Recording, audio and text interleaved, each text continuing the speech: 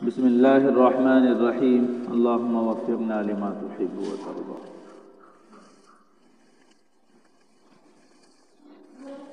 حضرت عمر رضی اللہ تعالی عنہ کے حالات ذکر کیے جا رہے ہیں، اور اس سے پہلے زہد و قناعت کی زندگی سے تعلق رکھنے والے واقعات ذکر کیے گئے تھے۔ یہ واقعہ بھی اسی قبیل سے ہے۔ حضرت عمر رضی اللہ تعالی عنہ ایک مرتبہ خطبہ پڑھ رہے تھے اور آپ کی لنگی میں 12 پیوند لگے ہوئے تھے، جن میں سے ایک پیوند چمڑے کا بھی تھا۔ ایک مرتبہ جمعے کی نماز کے لیے تشریف لانے میں دیر ہوئی تو تشریف لا کر معذرت فرمائی کہ مجھے اپنے کپڑے دھونے میں دیر ہوئی اور ان کپڑوں کے علاوہ میرے پاس کوئی دوسرے کپڑے نہیں تھے۔ ایک مرتبہ حضرت عمر رضی اللہ تعالیٰ عنہ کھانا نوش فرما رہے تھے، غلام نے آ کر عرض کیا کہ عتبہ بن ابی فرقد حاضر ہوئے ہیں۔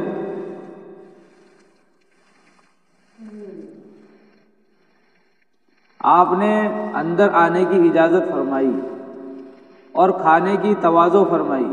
وہ شریک ہو گئے تو ایسا موٹا کھانا تھا کہ نگلا نہ گیا۔ انہوں نے عرض کیا کہ چھنے ہوئے آٹے کا بھی تو ہو سکتا تھا۔ آپ نے فرمایا کیا سب مسلمان میدا کھا سکتے ہیں؟ عرض کیا سب تو نہیں کھا سکتے۔ فرمایا کہ افسوس، تم یہ چاہتے ہو کہ میں اپنی ساری لذتیں دنیا ہی میں ختم کر دوں۔ اس قسم کے سینکڑوں نہیں، ہزاروں نہیں، بلکہ لاکھوں واقعات ان حضرات کے موجود ہیں۔ ان کا اتباع نہ تو اب ہو سکتا ہے، نہ ہر شخص کو کرنا چاہیے کہ قوا ضعیف ہیں، جس کی وجہ سے ان کا تحمل کرنا اس زمانے میں دشوار ہے۔ اسی وجہ سے اس زمانے میں مشائخ تصوف ایسے مجاہدوں کی اجازت نہیں دیتے جس سے کمزوری پیدا ہو، کہ قوتیں پہلے ہی سے کمزور ہیں۔ ان حضرات کو اللہ جل شانہ نے قوتیں بھی عطا فرمائی تھیں۔ البتہ یہ بات ضروری ہے کہ اتباع کی خواہش اور تمنا ضرور رکھنا چاہیے۔ اس کی وجہ سے آرام طلبی میں کچھ کمی ہو اور نگاہ کچھ تو نیچی رہے، اس زمانے کے مناسب اعتدال پیدا ہو جائے کہ ہم لوگ ہر وقت دنیا کی لذتوں میں آگے بڑھتے رہتے ہیں اور ہر شخص اپنے سے زیادہ مال و دولت والے کی طرف نگاہ رکھتا ہے، اور اس حسرت میں مرا جاتا ہے کہ فلاں شخص مجھ سے زیادہ وسعت والا ہے، فلاں شخص مجھ سے زیادہ مال و دولت والا ہے، اور ناشکری کا مرتکب ہوتا ہے، جس کی وجہ سے دنیا اور آخرت میں آزمائشوں کا شکار ہوتا ہے۔ صحابہ کرام کے واقعات، ان پر عمل کرنا ہم لوگوں کے لیے دشوار ہے۔ ظاہر سی بات ہے کہ 12 پیوند لگے ہوئے کپڑے کون پہن سکتا ہے؟ ان واقعات پر عمل نہ کرنے کا مطلب یہ نہیں ہے کہ انسان بالکل ہی بے پرواہ ہو جائے، بے فکری کی زندگی گزارے، یہ مطلب ہرگز نہیں ہے۔ صحابہ کرام لنگی میں اور چادر میں رہا کرتے تھے۔ اب ہم یہ کہیں کہ نہیں، آپ کو لنگی ہی میں رہنا ہے، چادر ہی میں رہنا ہے، تو پھر لوگ دین سے دور ہونا شروع ہوتے ہیں۔ لیکن ہم یہ کہہ کر کہ صحابہ کرام نے لنگی پہنی تھی اور چادر اوڑھی تھی، ہم بھی ایسا ہی کریں گے، یہ بھی صحیح نہیں۔ کیوں صحیح نہیں ہے؟ اگر ہم کسی پر یہ کہتے ہیں کہ تم اسی طرح رہو، لنگی پہنو اور چادر پہنو، تو ہر انسان کا مزاج ایسا نہیں ہے۔ وہ دیندار بھی ہوگا، نمازی پرہیزگار بھی ہوگا، لیکن وہ اس طرح کا لباس پسند نہیں کرتا۔ اس لیے وہ جس لباس میں نماز پڑھ رہا ہے اس کو پڑھنے دیا جائے۔ شرط یہ ہے کہ اس کا سطر چھپا ہوا۔ جس طرح اس دور میں ایسے پتلون پہنے جاتے ہیں کہ پیچھے کا سارا حصہ نظر آتا ہے، یہ صحیح نہیں ہے۔ بعض دفعہ ایسے کپڑے ہوتے ہیں جن میں نماز ہی نہیں ہوتی ہے اور انسان سمجھ رہا ہوتا ہے کہ میری نماز ہو گئی، تو سطر چھپا ہوا ہو، نماز پڑھے، نماز ہو جائے گی۔ اس طرح کے کپڑوں میں وہ اپنی زندگی گزار سکتا ہے۔ لیکن بہتر اور افضل یہ ہے کہ سنت لباس پہنے۔ سنت لباس کسے کہتے ہیں؟ سنت لباس صالحین کا لباس ہے، نیک لوگوں کا لباس ہے۔ ہر دور میں دیکھا جاتا ہے کہ نیک لوگوں کا لباس کیا ہے۔ نیک لوگ جس طرح کے کپڑے پہن رہے ہیں اسی طرح کے کپڑے پہنو، یہ سنت لباس ہے۔ اسی طرح کوئی انسان یہ کہے جس پر غلبہ حال کی کیفیت طاری ہو، کچھ دن دین کی مجلسوں میں بیٹھا، دین کے کاموں سے جڑا، جذبہ پیدا ہوا کہ صحابہ اکرام اس طرح زندگی گزارتے تھے کہ حضرت عمر رضی اللہ تعالی عنہ جیسے صحابی پر جو امیر المومنین بھی ہیں، لنگی میں 12 پیون لگے ہوئے ہیں اور ان میں سے ایک پیون چمڑے کا لگا ہوا ہے۔ تو ہم اگر پیوند والی لنگی نہیں پہن رہے ہیں تو ایسی ہی بغیر پیون کی لنگی پہن لیں۔ کسی کے دل میں ایک خیال آ سکتا ہے کہ انہوں نے پیوند والی لنگی پہنی تھی، چلو ہم بغیر پیوند کی ہی پہن لیں تاکہ ایک سنت پر عمل ہو جائے۔ تو وہ سنت پر تو عمل کر سکتا ہے، لیکن اس ماڈرن دور میں دوسروں کو سنتوں پر لانا مشکل ہو جائے گا اس کے لیے، اس لیے کہ ہر دور کا طریقہ الگ رہا ہے اور ہے۔ آپ جا رہے ہیں کسی بزنس مین کو دعوت دینے کے لیے اور آپ لنگی پہنے ہوئے ہیں، چادر اوڑھے ہوئے ہیں، تو وہ آپ کو سائڈ کر دے گا، دھیان نہیں دے گا۔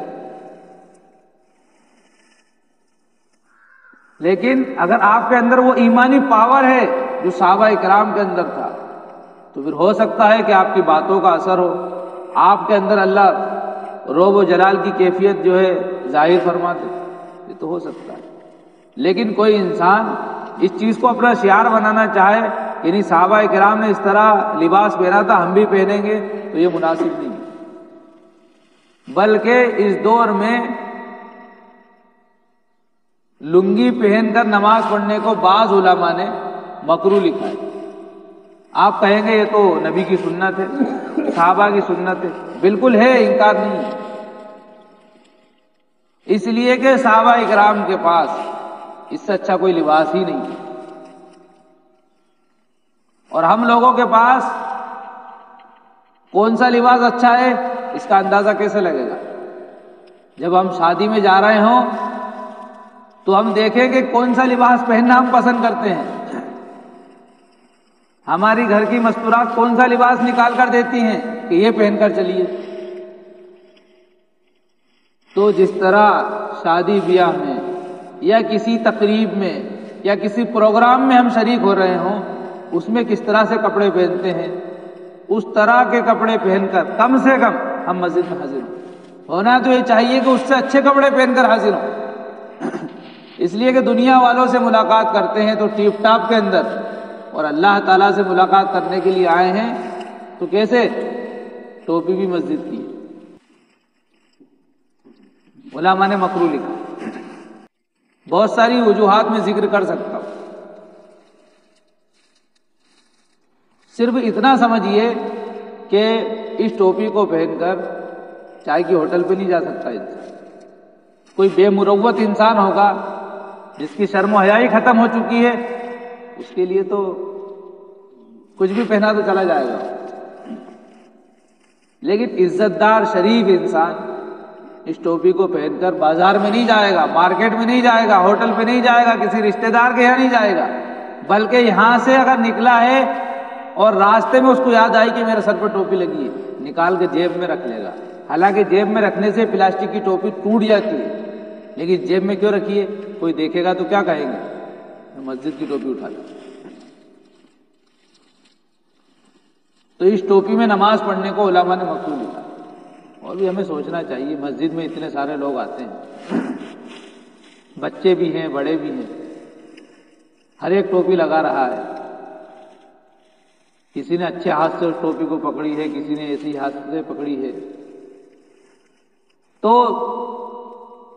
اس دور میں جہاں پر لوگ ہاتھ ملانے سے اعتراض کر رہے ہیں، ہاتھ ملانے سے گریز کر رہے ہیں، وہاں پر ہم کس طرح غفلت کی زندگی گزار رہے ہیں کہ مسجد میں ٹوپی رکھی ہوئی ہے، جس کو سب لوگ لگا رہے ہیں ہم بھی لگا رہے ہیں.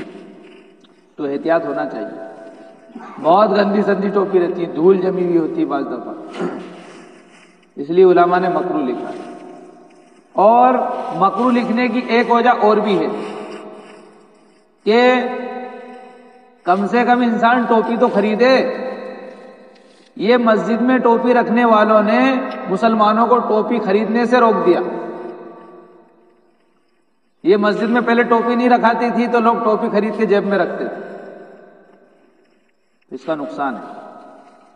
اس لیے ہم خود موازنہ کریں کہ جس طرح ہم تقریب میں جاتے ہیں، پروگرام میں جاتے ہیں، کیا اس طرح کا لباس پہن کر اللہ کے دربار میں حاضر ہو رہے ہیں؟ نہیں. تو یہ کہنا کہ صحابہ کرام ایسا لباس پہنتے تھے میں بھی ایسے ہی پہنوں گا، محبت میں عقیدت میں پہن رہا ہے، ہم گنہگار نہیں کہیں گے اس کو یقیناً اس کی محبت کا، اس کے عقیدے کا، اس کی عقیدت کا ثواب ملے گا، لیکن بہتر نہیں. اس کو جو لباس چار لوگوں سے ملنے کے لیے جب جا رہا ہے، جو لباس پہن کر جا رہا ہے، اسی طرح کا لباس کم سے کم ہونا چاہیے. اس سے ہونا تو یہ چاہیے کہ اس سے اچھا لباس پہن کر آئے، لیکن کم سے کم ایسا ہی پہنا ہے تو بھی کام چل جائے گا. تو یہ میں بتانا چاہ رہا تھا. تو ہر دور کا طریقہ الگ رہا ہے. صحابہ اکرام کے پاس اس سے اچھے کپڑے نہیں تھے، اس لیے انہوں نے اسی میں گزارا کیا. لیکن اگر انسان یہ چاہے کہ میرے پاس وسعت ہو، میرے پاس مال ہو، تو یہ چیز بھی صحیح نہیں ہے. زہد و قناعت کی زندگی صحابہ اکرام کی تھی. زہد و قناعت میں انہوں نے زندگی گزاری تو اللہ تعالیٰ نے وسعت عطا فرمائی. زہد و قناعت کا مطلب میں نے بتایا تھا کہ جتنا ضرورت ہے اتنا ہم دنیا میں لگیں، جتنی ضرورت ہے اتنا کما لیں، اور اگر اتنا بھی نہ ملے، کم ملے، اسی پر گزارا کر لے. یہ ہے زہد و قناعت کی زندگی. اور بہت ساری باتیں سنی جاتی ہیں، کہی جاتی ہیں کہ دنیا چاند پر پہنچ گئی، اس نے ہواؤں کی سیر کی، فضاؤں میں جو ہے وہ تیرنے لگے، اور ہم زہد و قناعت ہی میں پھنسے ہوئے ہیں. یعنی ہمارے پاس اتنا بھی نہیں ہے کہ اگر کوئی معاملہ پیش آ جائے تو ہم کچھ کر سکیں. یہ بات کہی جاتی ہے، ماڈرن لوگ کہتے ہیں، غلط ہے. اس لیے کہ دنیا کی زندگی عارضی زندگی ہے، اور آخرت کی زندگی دائمی زندگی. دنیا ختم ہو جائے گی، دنیا کی زندگی ختم ہو جائے گی. نہ تو آخرت کی زندگی ختم ہوگی، نہ کبھی آخرت ختم ہوگی. تو اس عارضی زندگی میں گویا کہ جو کرائے کا مکان ہے، اس مکان میں ہم صرف اپنا گزر بسر کر لیں، اس کرائے کے مکان میں ٹیپ ٹاپ کرنے میں نہ لگے رہیں. اگر ہم نے ٹیپ ٹاپ کر بھی لی اس کرائے کے مکان میں تو ایک دن اس کو خالی کرنا ہی ہے. جب اس کا ایگریمنٹ پورا ہو جائے گا اس کو خالی کرنا ہے. تو ہر انسان یہ چاہتا ہے کہ میں کرائے کا مکان اگر ہے تو میرا اگر کرائے کا مکان ہے تو میں اپنا ذاتی مکان خریدوں. اس کی کوشش اور محنت کرتا ہے. اس کو کرائے کے مکان سے کوئی سروکار نہیں ہوتا، بس اتنا کہ اس کا کام چل سکے. جتنے دن میں اس کا مکان بنے گا اتنے دن اس میں گزار دے گا. کوشش کرتا ہے اپنے اصلی مکان کی، ذاتی مکان کی، اسی طرح ہر مسلمان کو اپنے ذاتی مکان یعنی آخرت کی کوشش کرنا چاہیے۔ اور اگر صحیح معنوں میں انسان زہد و قناعت کی زندگی گزارے تو کبھی اس کو ضرورت ہی نہ پڑے کسی دوسرے کام کی۔ جیسے کہ انسان یوں کہتا ہے کہ اگر زہد و قناعت کی زندگی گزاریں گے اور کوئی بیمار ہو گیا تو پھر کیا کریں گے؟ یقین کے ساتھ اگر زہد و قناعت کی زندگی گزار رہا ہے یہ ایمان والا تو کوئی کبھی بیماری نہیں ہوگا، اور اگر ہوگا تو اس کا وہ پیسہ نہیں لگے گا جس کا اس کو ڈر تھا۔ لیکن بس شرط ہے کہ زہد و قناعت کی زندگی اگر گزارے تو یقین کے ساتھ گزارے۔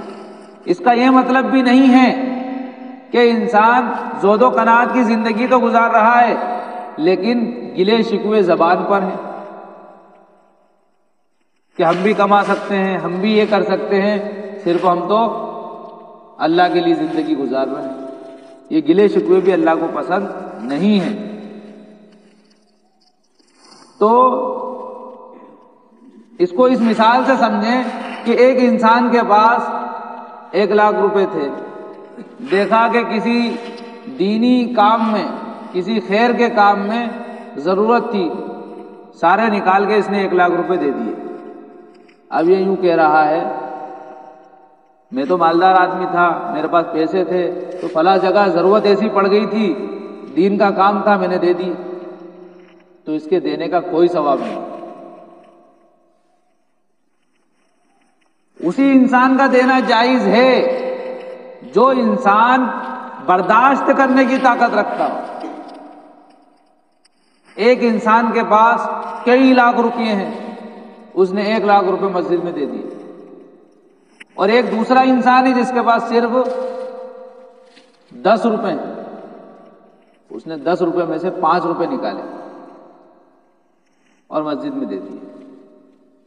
یہ 1,00,000 روپے سے زیادہ قیمت والے پیسے ہیں 5 روپے، اس لیے کہ اس نے لاکھوں میں سے 1,00,000 دیے ہیں، اس نے 10 ہی میں سے 5 دیے ہیں۔ یہ کیا ہے؟ یہ 5 روپے والا بڑا آدمی ہے۔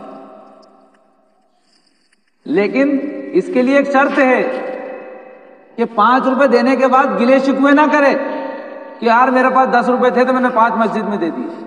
گلے شکوے نہ کرے، دیے ہیں اللہ کے لیے، اللہ کے کام میں، تو اب کیا کرے؟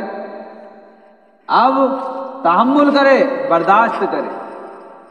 تو جس انسان کے اندر برداشت کرنے کی طاقت ہو وہ انسان ان واقعات پر عمل کر سکتا ہے، اور جس میں طاقت نہیں ہے وہ نہ کرے، اس لیے کہ عمل کرنا شروع کرے گا اور یوں کہے گا کہ صاحب میں تو صحابہ کرام جیسا عمل کرنا چاہ رہا تھا لیکن کیا کروں، بیمار ہو گیا۔ تو یہ کیا ہے؟ یہ دین سے متنفر کرنے والی باتیں۔ اس لیے جن کو اللہ نے طاقت دی ہے، تحمل کی جن میں صفت پائی جاتی ہے، وہ لوگ عمل کریں۔ لیکن عام انسانوں کے لیے ضابطہ یہ ہے کہ ان پر عمل نہیں کر سکتے، برداشت کی طاقت نہیں ہے، تو ان واقعات پر عمل کرنے کی آرزو اور تمنا ہونا چاہیے۔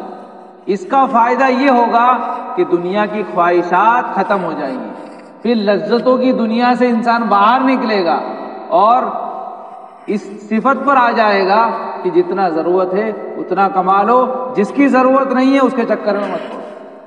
آج ہو کیا رہا ہے؟ ضرورت ہے 1,00,000 کی، کما رہے ہیں 2,00,000، نہ کبھی 2,00,000 اس کے پاس آئیں گے اور نہ کبھی اس کی ضرورت پوری ہوگی۔